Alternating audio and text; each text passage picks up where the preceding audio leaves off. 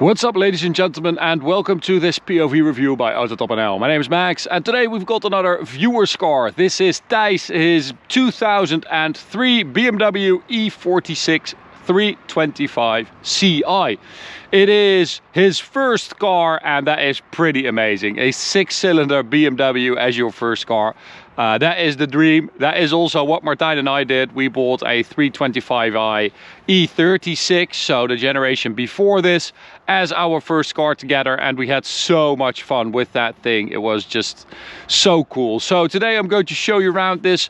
We regularly get like requests to also do affordable cars, so this I think is a very affordable car and still has some appeal. You know, it still has some presence. It's a good looking car. I think it's got a 6-cylinder, so I'll show you around it and then we'll take it for a drive towards the Autobahn for an Autobahn blast.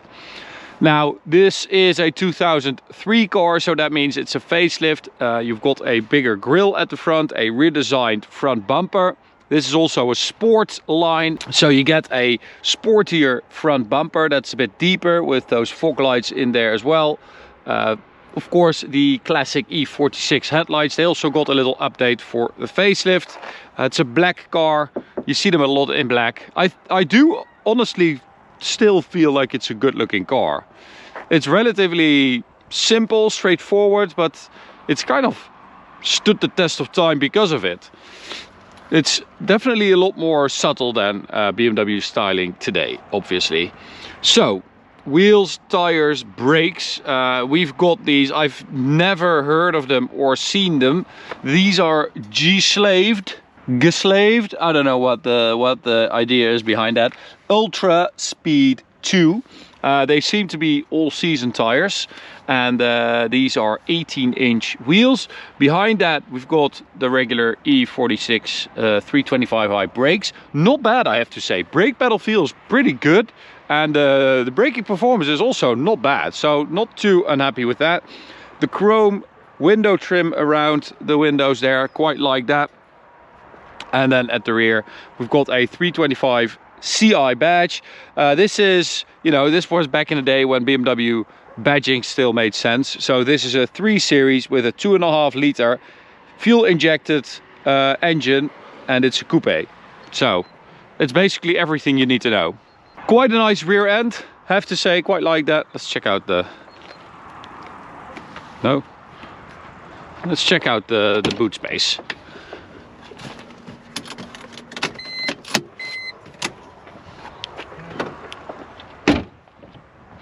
Love this key, so simple.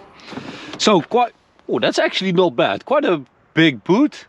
That's very practical. Thijs actually took this car on his holiday and he went to the Czech Republic, I think. And I mean, yeah, it's very good for that. It's comfy, it's practical. Apparently it's quite reliable still. Lovely little dual exit exhaust here on the left and a tow bar. Very practical. It's got park distance control even, which is nice. And then let's check out the engine.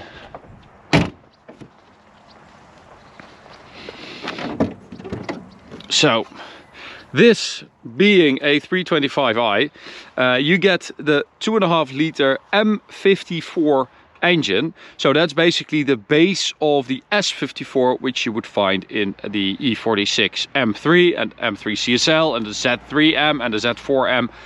This is one of the great BMW M engines, the S54. So this is the base of that. That was a 3.2, of course. This is a 2.5 liter. There's also an M54 2.2 liter and an M54 3 liter, which is the 330i.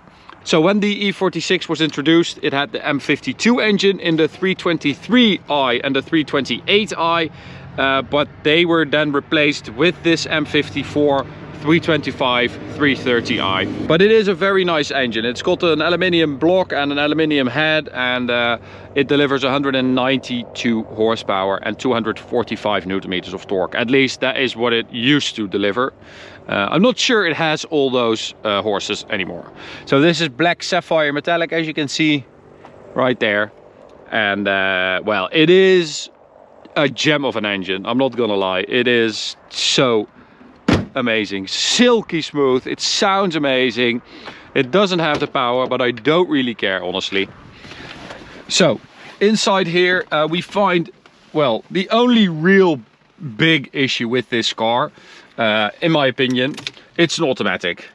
So it came with a 5-speed manual or a 5-speed automatic, or even the 6-speed SMG, like the roboticized manual. So the like single clutch automatic, which is not great. This, however, is also not great. I mean, the manual would have made this car so much better, so much more exciting to drive. But, you know, it is what it is. It is very comfy, this, I have to say. It is like a cruiser with this automatic gearbox.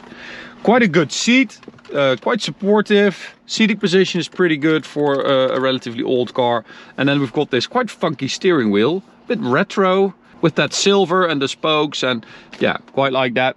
And I also like that this car has like electric rear windows, so you don't have a door, but you do have these electric windows, which I think is super cool.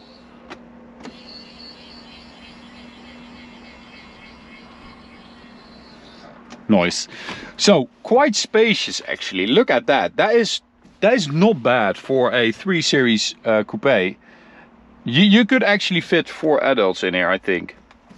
I mean, not super spacious, but relatively good. So let's start it up.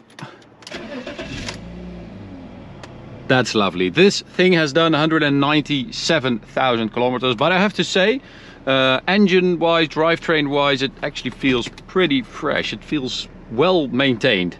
So the engine feels smooth. Sounds really, really good.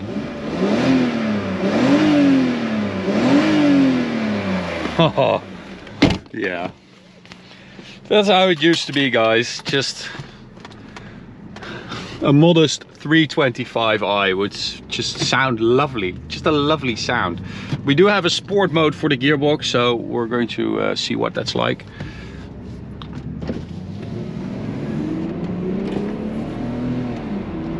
So quite a slow shift, I would say. Let's try a kick down in the tunnel if the horses ain't here. Oh, it actually didn't really kick down. Let's try that again.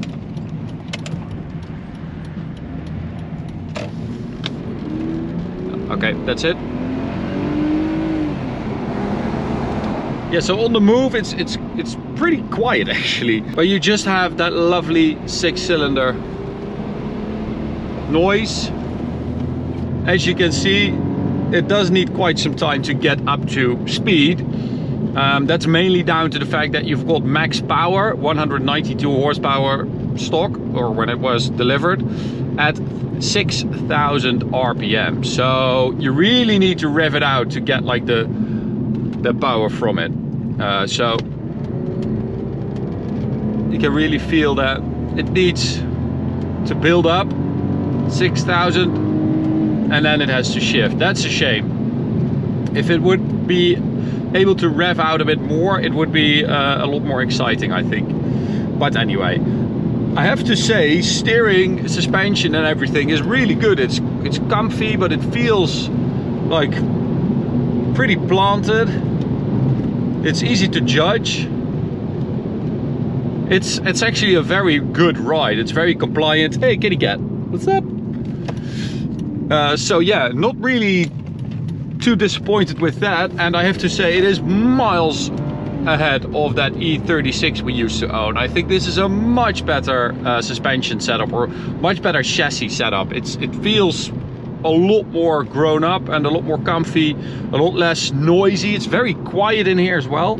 It's very comfy. I have to say, I'm surprised by that the most, probably. But it is very slow.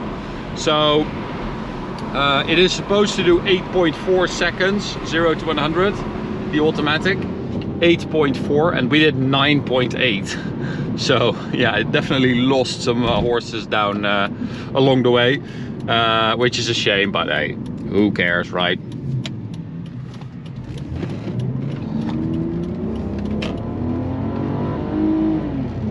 I also think like it's better suited to drive it at like 75-80% and not at 100%, because then the gearbox is allowed to shift a bit earlier and it just becomes this like cruiser, and I think it's really good at that. As I said, it's comfy, it's quiet, you've got that 6-cylinder singing away in the distance. I quite like that. And once you get up to speed and you're not expecting it to be too quick, it's also quick enough, if that makes any sense. So if you're not expecting too much from it, sometimes I look at the speedo and I'm like, oh, okay, that's not bad. I don't think that makes sense, but it makes sense in my head.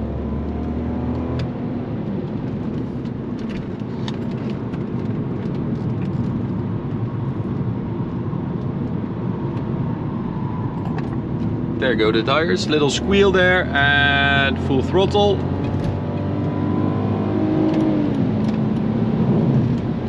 So this is something that you actually have to take into account, that you only have that power at like the top of the rev range. So below that you're really missing a lot of power and torque to be able to accelerate onto the Autobahn. But here we go, full throttle. 237 kilometers an hour is the top speed of this thing, or used to be.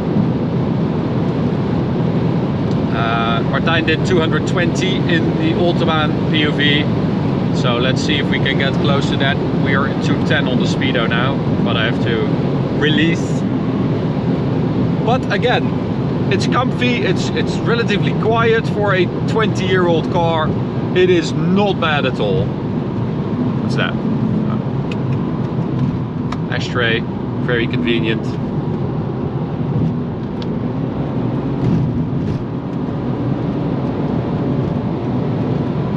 Martijn actually was not able to do a 100 to 200 measurement because it needs a lot of space, but it is like more than 30 seconds, I think. Well, probably closer to 40 if I'm looking at that.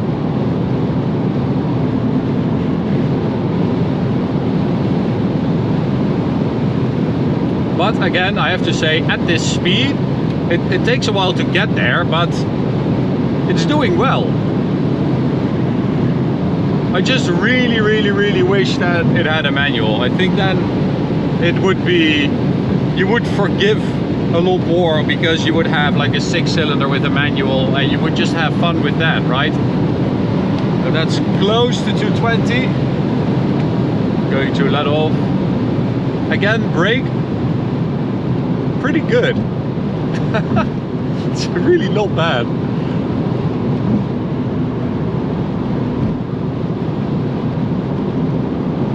I think these cars held up really well. I mean, if you would be able to find like a 330Ci M Sport with a manual gearbox, I think that car would hold up still today as just a nice performance car. It really would, because you'd have that 6-cylinder that just livens up the driving experience on every drive. So it just means that you have fun on every little drive. And I think this already does that for me. It's quite slow, but it's still fun to drive, I think. It still has like its own right to exist, especially at this price. I mean, these things are not that expensive anymore, although I did see some for sale online that I think those people just are a bit delirious, asking like 20k plus for a 325.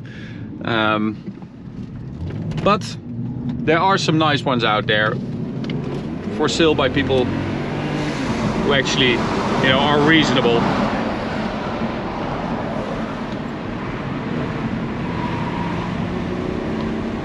You can even manually shift with that gear lever, like that.